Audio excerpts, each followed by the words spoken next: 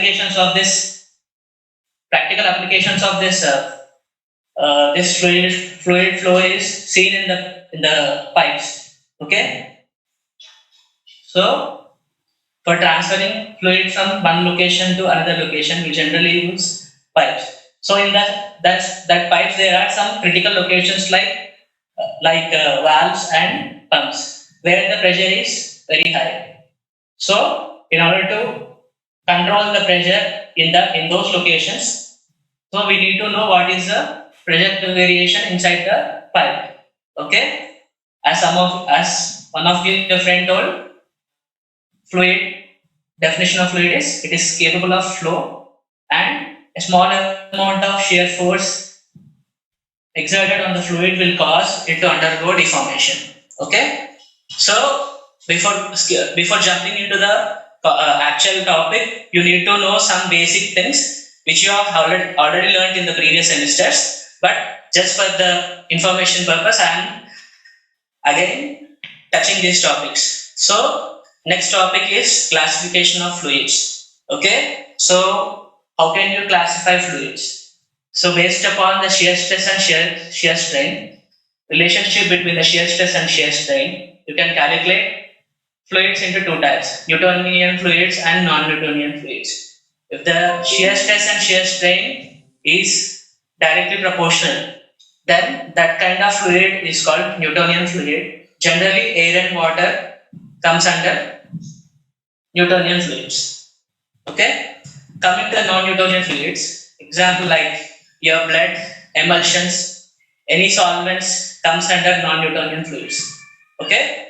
Basic reason for this classification is like shear stress and shear strain. Relation should be shear stress and shear strain. Coming to the another classification is based on change of the volume. Okay, based on change of the volume. Again, there are two types of fluids. First one is incompressible fluids. Second one is compressible fluids. So in incompressible fluids, generally water or liquids can be considered. In the compressible fluids, generally gases are considered as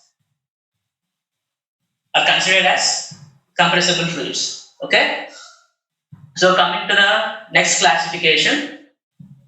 So depending upon the internal friction, fluids are again classified into inviscid fluids and viscous fluids. Okay. Inviscid fluids. So what do you understand by inviscid fluids? Inviscid fluids is, as I mentioned in this document, that in the brackets it is mentioned like non-viscous. So inviscid fluids are fluids which are having viscosity zero. In reality, in the real world, there is no fluid which is inviscid. Okay, like only inside we assume some liquids as inviscid because their viscosity is negligible. For example, water. So water is generally considered as inviscid. In reality, it is not inviscid. We consider it as inviscid since viscosity is very less when compared to other fluids. So you all know the viscous fluids. Okay, every liquid has some internal resistance. Okay, that's the reason different liquids flow in a different manner. Okay, coming to the ideal fluids and real fluids. As you see, as the name suggests, ideal fluids. Okay, ideal fluids are not real, which doesn't exist. Okay, for example, if I consider any fluid as ideal, it should be inviscid, it should be incompressible, and it should be a non-Newtonian fluid. Okay, when a fluid has these kind of properties, generally it is considered as ideal fluids. Okay, so you can get a doubt like, so where do we use ideal fluids? We use ideal fluids only to reduce the complexity of the equations. Okay, so coming to the real fluids are having viscosity, real fluids are compressible, real fluids are Newtonian fluids. Okay, so this is the classification of fluids. So now let us consider the classification of fluid flows. Okay, coming to the classification of fluid flows, you all might have conducted some experiments in the fluid mechanics lab about types of fluid flows: laminar and turbulent fluid flow. And there is another kind of fluid flow which is in between the laminar fluid flow and turbulent fluid flow. Okay, so you can say like that laminar flow is in which flow is in the straight line, whereas in the turbulent flow flow is like it is not in the streamline. It is not following streamline. So next type of flow is steady flow and unsteady flow. So you all know what is steady state and unsteady state. You came across this steady state and unsteady state in the previous units of this FEM. So steady state is like if the system properties are not varying with respect to time, then that kind of flow is called steady state. Okay, whereas in unsteady state, okay, properties of the system varies with respect to time. Okay. Coming to the next topic. Next topic is uniform flow and non-uniform flow.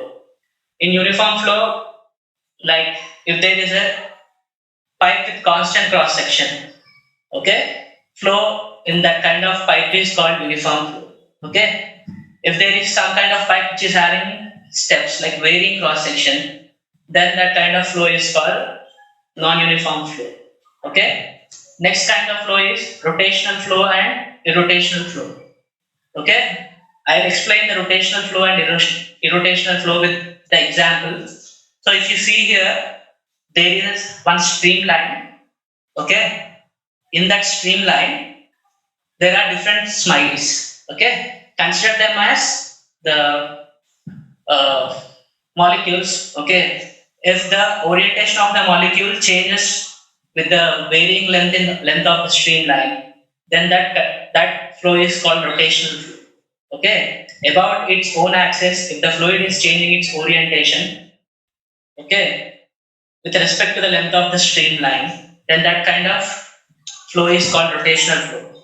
Coming to the irrotational flow, okay, in irrotational flow, if you see there are the fluid particles whose orientation is not changing with the change in the length. Okay, that kind of flow is called irrotational flow. Okay, so coming to the next thing is types of flows like 1D, 2D, and 3D. So in reality, in the real world, if you see with your naked eye, everything you see is three-dimensional. Okay, so when you are solving three-dimensional on the paper, okay, like we are solving in our examinations, okay, that kind of approach requires more time if we use 3D analysis. Okay, so if we consider 3 dimensions, variation of the flow properties, I repeat, flow properties are like pressure, velocity, flow rate. Okay, so if the velocity, pressure, temperature, flow rate are varying in all the 3 directions, then that kind of flow is called 3-dimensional flow. Okay, we generally do not prefer 3-dimensional analysis when we are conventionally solving on the paper. Okay, so it takes a lot of time to solve 3D analysis. So that's the reason we reduce the complexity of the problem and we neglect one dimension. So now we consider only properties in 2 dimensions. Let us say x and y directions. We neglect properties in z direction, for example. So then that kind of analysis is called 2D analysis. Okay. So coming to your syllabus, you are having only 1D analysis. So we consider only properties like pressure will be varying only in one direction. Okay. Okay, that is about the basic introduction. So you can expect only 2 marks questions from these. Okay, you can expect 2 marks questions from this introduction topic. So going to the next topic. So next topic is derivation of shape function for 1D linear pipe element. So in our syllabus we have only pipe elements. So generally pipe element is considered as a 1D element. Okay. So I don't know how many of you know what is shape function. Okay. For those people who do not know what is shape function, so I would like to tell shape function, definition of the shape function. Okay, you can see this pipe here. Okay, you can see this pipe. So let us consider this pipe. One end of the pipe is considered as node number 1, other end of the pipe is considered as node number 2. So at the entry of the pipe, there is initial pressure head. Okay, generally pressure head is in terms of meters or in terms of height. With the help of manometer, we measure the pressure head. Okay, it is also called potential. Okay, it is also called pressure potential. So in the finite element analysis, generally people give you the nodal displacements or nodal potentials. Okay, you are asked to find out what is the variation of pressure inside the element. So shape function is an interpolation expression. Okay, with the help of which you can find the variation of pressure at any point inside the element. Okay, with the help of the nodal displacements. Okay, with the help of nodal displacements. Okay, I'm saying displacements in context of bars. Whereas in this context, in the fluid analysis, you are dealing with pressures. So with the help of the nodal pressures, okay, when you substitute the nodal values in the shape function expression, you will get the variation of field variable, that is pressure inside the element. Okay, so we are going to discuss the derivation of shape function for 1D linear pipe element in the global coordinate system. Okay, so before jumping into the derivation, I would like to make clear the coordinate system, the topic called coordinate system. So generally, what do you understand by coordinate system? Can I ask question? Okay, I guess, okay, all of you are attentively listening the class. Okay, so I want to give a small announcement, like I still see 2 participants, D0 and E7. Those are still listening the class, please message them like they have to activate their mic. Okay, I request co-host to remove those participants if they are not including their mic. Okay, so I'll ask a question. I'll choose a random roll number. So today's date is 20. I chose L0. Okay, I chose L0 to ask question. What is coordinate system in general? Okay, so I'm unmuting L0. So L0, can you hear me? L0. So I think he's afraid to answer. So I'll activate another person. Okay, I'll activate. So can I ask my favorite student, Chandu F6? So Chandu, what is coordinate system? So I'm muting him. Okay. So this class is not just for time pass. Okay. In the 24 hours, you are just focusing only on 1 hour. Okay. Try to concentrate and try to learn something so that it will be beneficial for all of you. Okay. So generally, coordinate system tells about the position of an element. Okay, if you see in my notes, you can see like I have drawn the pipe element. For that pipe element, I have drawn this finite element model. Okay, which is having 2 nodes, node number 1 and node number 2. And at node number 1, you are having pressure P1. At node number 2, you are having pressure P2. Okay, so generally coordinate system tells about the position of the element. So if the coordinate system, like the Cartesian coordinate system x, y, z is on the origin, okay, is on the element, it is called local coordinate system. Okay, this is local coordinate system. Okay, if the coordinate system is away from the element, then That kind of element is called global coordinate system. Okay. So why we need to use both global coordinate system and local coordinate system? So global coordinate system is the default coordinate system by which any ANSYS software or any Abacus software will use. But when we are solving on paper, to reduce the complexity on the equation, since we are solving manually, we convert the global coordinate system into local coordinate system and solve and get results. Since we are solving only one element, it is suggested to solve in the local coordinate system. If there are some like 100 elements, so generally we use global coordinate system. So ultimately, if it is an ANSYS software or Abacus software or any software, ultimately it converts the local coordinate system into global coordinate system and solves. Okay. So I hope you understood what is the difference between the global coordinate system and the local coordinate systems. I repeat again, global coordinate system is a coordinate system which is whose origin is not on the element. Okay. Local coordinate is a coordinate system whose origin is on the element. Okay, that is the thing you need to understand before learning the derivation of shape function. So let us first derive shape function in the global coordinate system. Okay, later on you can get the shape function in local coordinate system. So, for example, how do you convert global coordinate system into local coordinate system? If you observe here, if I shift the origin on the element, like x1 will become 0 and x2 will become L. Okay, x1 is distance from the origin to the node 1.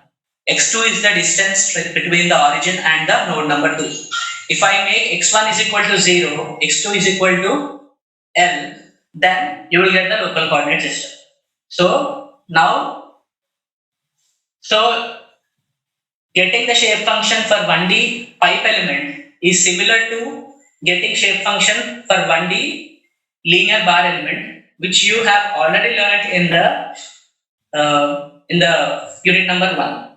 Okay. So generally we are following the Rayleigh-Ridge method to solve this. According to the Rayleigh-Ridge method, what you are doing here is you are assuming the pressure potential. Okay. So as I said, you are determining the shape function for the 1D linear element. Since it is the linear element, I have to assume the potential as a linear polynomial. Okay, which is P of x is equal to A1 plus A2x. Okay, where A1 and A2 are Ridge parameters. Okay, P of x is equal to A1 plus A2x is the assumed linear polynomial. Okay, which represents the pressure inside the element. Now, by seeing the pipe on the top of the document, you can see the boundary conditions. At x is equal to 0, okay, at x is equal to 0, it is origin. At x is equal to x1, pressure is P1. At x is equal to x2, pressure is P2. So you have a polynomial, you have boundary conditions. Now apply the boundary conditions on equation number 1, that is the assumed polynomial. Okay. So if I apply the boundary conditions, I get two equations P1 and P2. Okay. P1 is equal to A1 plus A2x1. P2 is equal to A1 plus A2x2. Okay. So now I have to find A1 and A2. Okay. I think you all are familiar since we have already completed the syllabus in the regular classes. Since this is a refresher course, by this time all of you should know what is the Rayleigh-Ridge method.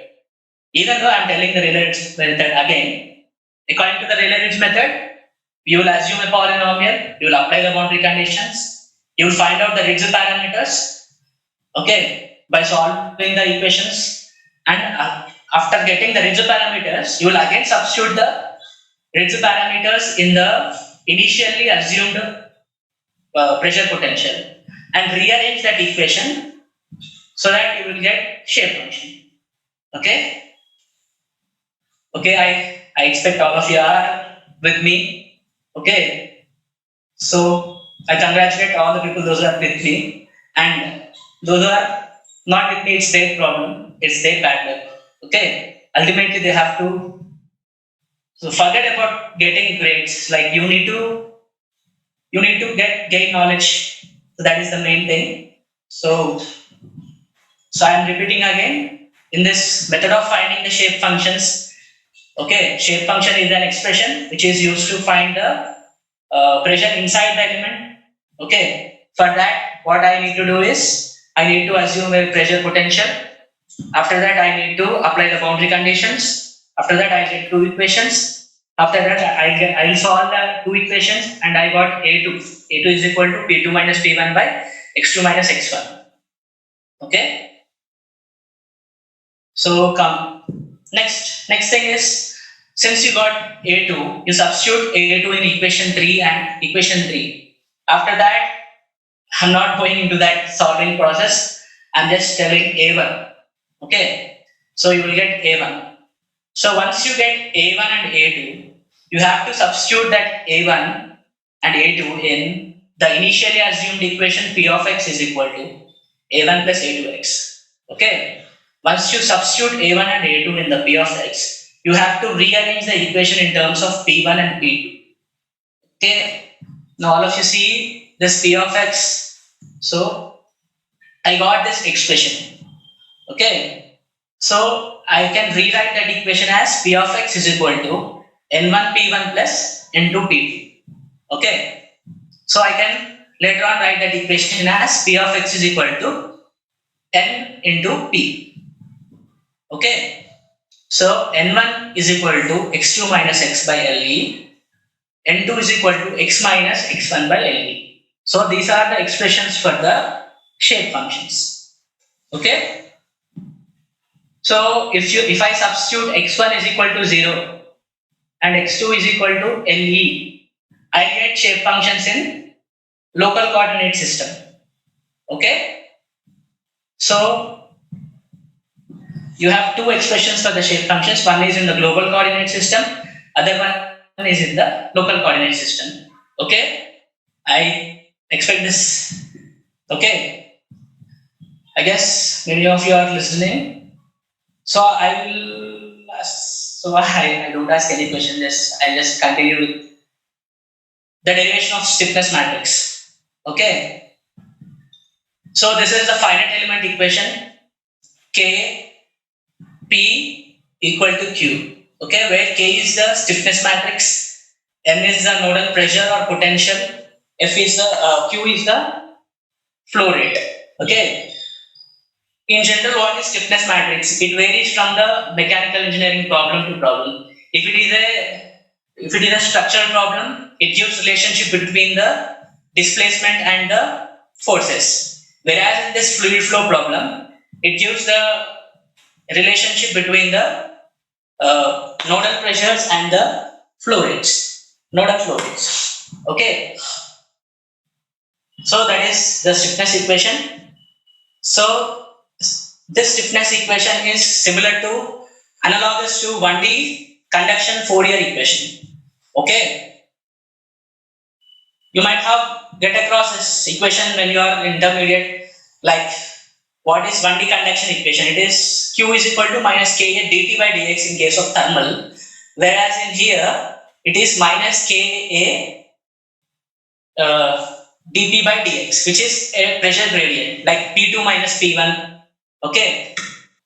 Okay. In this differential equation, Q of x is equal to, where discharge or flow rate equal to minus Ka dp by dx, where K is permeability. Okay. Many of you might have known what is permeability. Okay, it tells about the porosity of the element. Okay. So all of you observe the pipe element. So at the entry of the pipe element, what is the discharge? According to the governing equation, you have Q1 is equal to minus Ka P2 minus P1 by length of the element. Okay. So that is the flow entering. So you may think why we are getting K minus symbol. So it shows the reduction in the potential. Okay, so since it is entering, generally fluid entering is generally considered as positive and fluid leaving is generally considered as negative.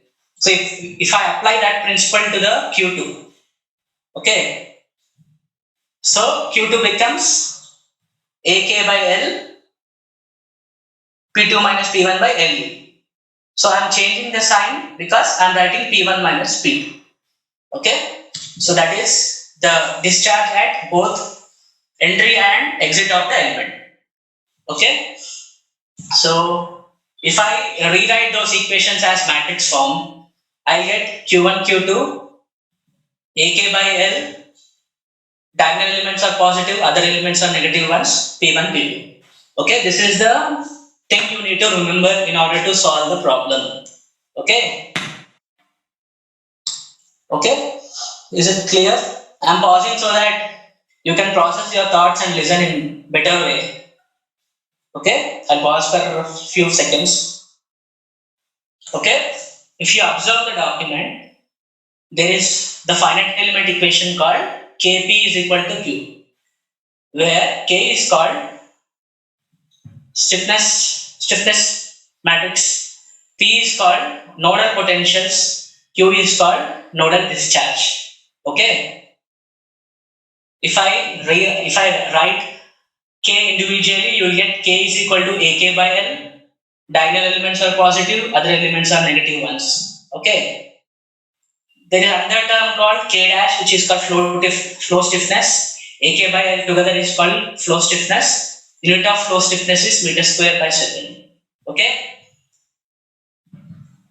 You all know AK by L. In that AK by L, that K value is permeability. Don't get confused with the value of K in the matrix and K in the AK by L. Okay, K in the matrix is the stiffness matrix. AK by L, K is the permeability of the pipe element. If the pipe is smooth, generally permeability is taken as unity, that is 1. Okay, unit of permeability is meter per second. Okay, you all know unit of discharge is meter cube per second. Okay, so let us jump into 2 marks problem. Okay, it may appear as very complex question, but the question is very simple. Like I'm not reading the question, just I'll explain the question. There is a pipe, okay, which is having an origin. From origin, that entry of the pipe, that is node number 1 is 2 centimeters distance, and other end of the pipe is 32 centimeters from the origin. Okay, so you can easily find out the length of the pipe. Okay, so try to calculate length of the pipe. So if you subtract 2 centimeters and 32 centimeters, you will get 30 centimeters is length of the pipe. So in the question, what they are asking is, so there is a pipe which is having 2 pressure heads. P1 is equal to 20 meters and P2 is equal to 5 meters. Okay. So there is a pipe which is having 2 pressure heads and it is at a distance of some 2 centimeters and 32 centimeters from the origin. What they are asking is, they are asking, find out the pressure inside the element at a distance of 27 centimeters from the origin. Okay, so you have to use the concept called shape functions here. You know this expression, P is equal to N1 P1 plus N2 P2. Okay, so in that expression you have to substitute. You know P1, P2, you know values of x1, x2. x1 is equal to 2 centimeters, x2 is equal to 32 centimeters. You know what is the value of x. At a distance of x, you are asked to find out the pressure. So in the question, at a distance of 27 centimeters, they are asking you to find out the pressure. So substitute the all values like x2 is equal to 32 centimeters, x1 is equal to 2 centimeters, x is equal to 27 centimeters, length of the element L is equal to 30 centimeters, and P1 is equal to 20, P2 is equal to 5. You will get value P of x is equal to 7.5 meters of head. Okay, generally it is manometers. You might get confused, like unit of pressure is Newton per meter square. that is another kind of pressure. This pressure in case of fluids is, we measure fluids with the help of manometers. So you will get in terms of heads, okay, heads of the mercury. So pressure gradient dP by dx is equal to P2 minus P1 by x2 minus x1. Okay, if they ask pressure gradient, you have to find out P2 minus P1 is equal to P2 minus P1 by x2 minus x1. Okay, I hope it is clear. We are still having 15 minutes time. I'm left with only one topic, that is essay problem. Okay, 80% of time you can expect that essay problem. Okay, so I hope I just want to make sure that you are all attentive. I request all students to please raise their hands. Okay. Okay. So I have total 90 participants. Okay.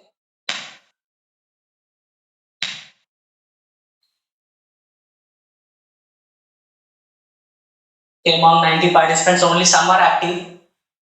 Okay. It's their karma. We'll left if they are not listening.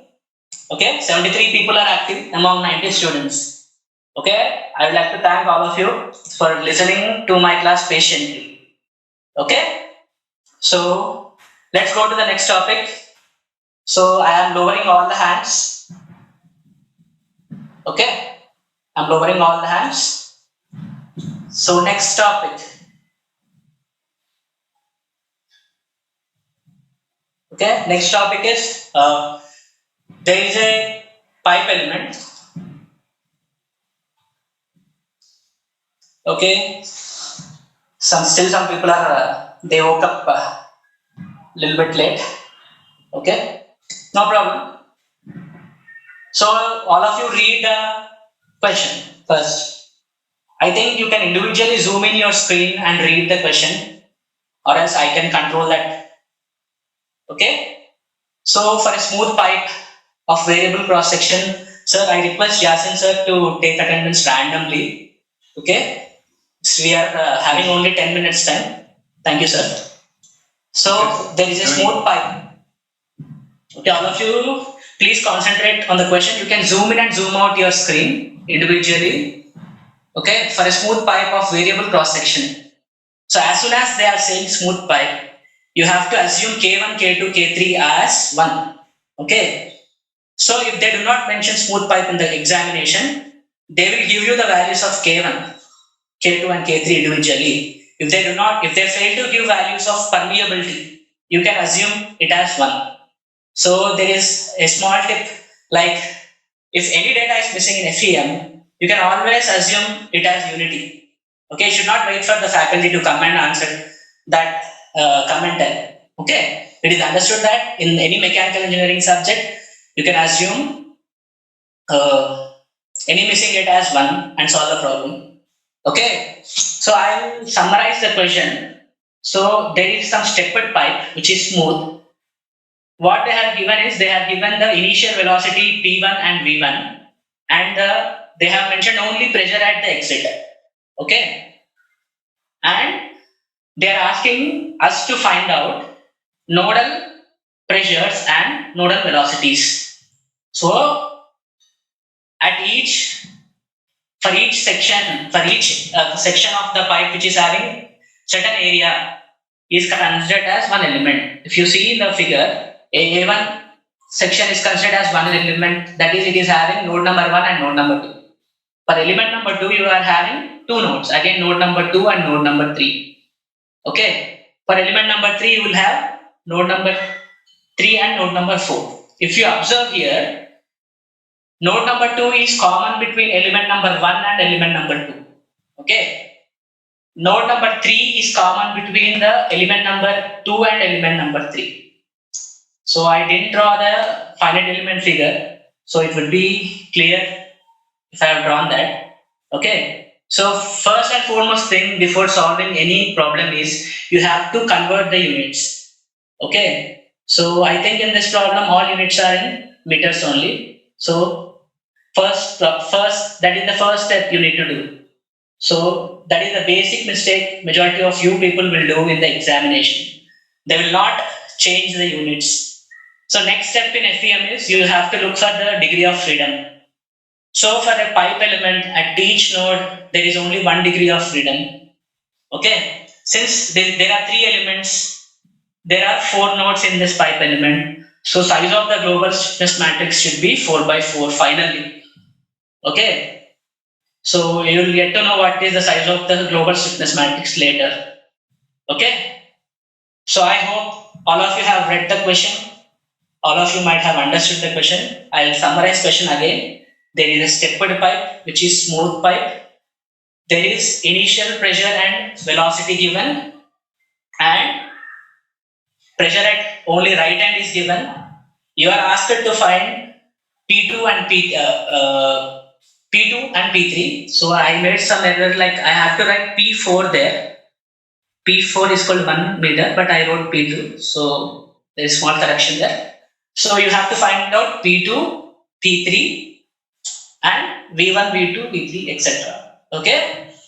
So what is the thing you need to remember? You need to remember Kp is equal to, you have to remember this equation.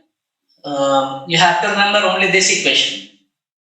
Kp is equal to Q.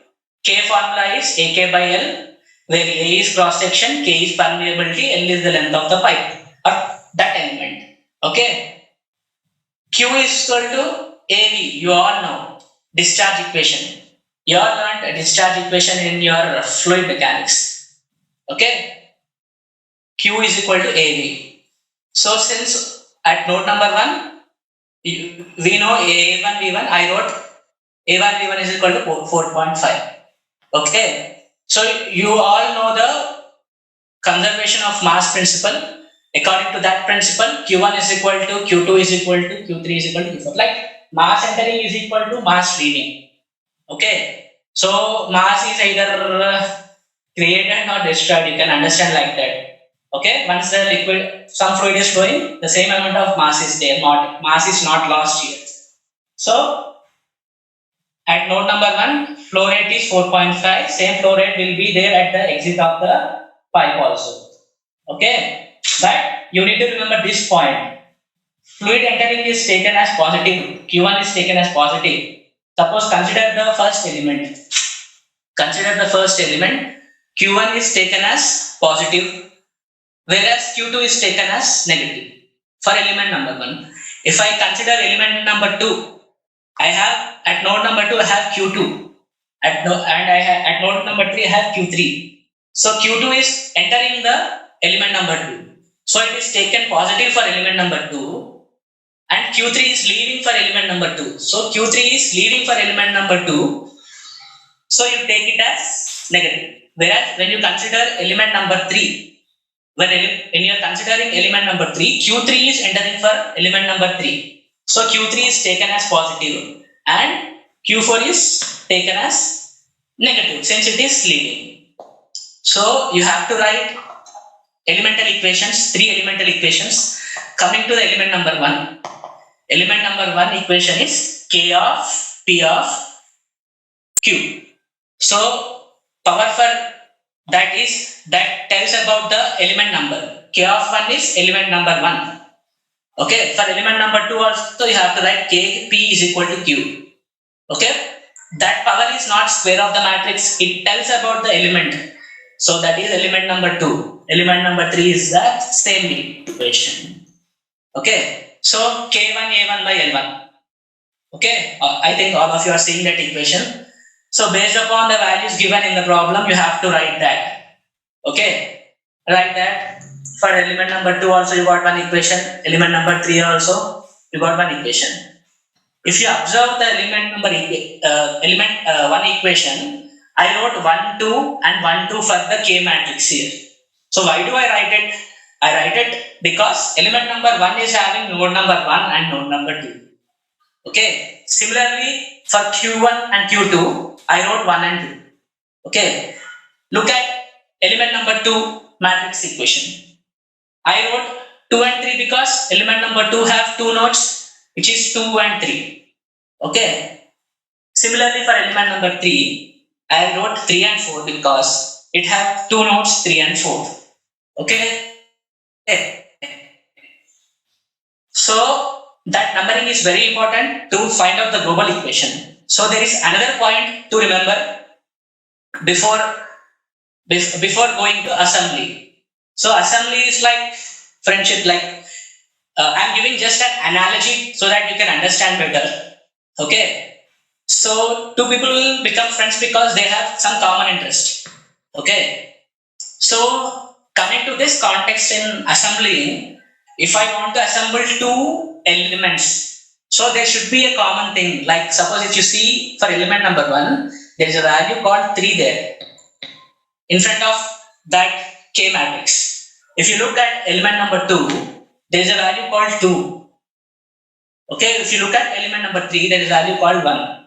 So when I am doing assembly process, I have to assemble all the elements. So before assembling any element, you have to make sure that anything in front of the matrices should be same. Like element 1 should have 3, element 2 should have 3, or element 3 should have 3. Or you can, if it is not that case, in our case, what we are having, element number 1 is having 3 in front of the matrix, element number 2 is having 2 in front of the matrix, element of 3 is having 1. So what I do is I will take all those elements inside the matrix. Okay. So I have taken 3 inside the matrix. So I rewrote all the equations. Now these matrices are eligible for the assembling process. Okay. So you should not randomly assemble just like that. You have to assemble in a specific manner. So there should be a common thing between the element matrices before assembling. As I said earlier, total there are 3 elements here. There are 4 nodes, 1 degree of freedom per each node. So total 4 nodes, 4 degrees of freedom. So size of the global equation will be 4 by 4. So how do you assemble? So if you look at element number 1, you have 1, 1 and 1, 2. So you have to look for the element location. So in the global equation, look at 1, 1 location, you have to write this positive 3. Okay. In that manner, you have to continue the process. Okay. You will get this global equation. After that, you are not going to cancel any rows here because you know P1 and P4. You just solve that matrix, you will get P2 and P3. Okay. Don't cancel any row and any column. Okay. Don't use elimination approach here because you know P1 and P4. Just solve the equation by using your calculator. You will get P3 and P2 values.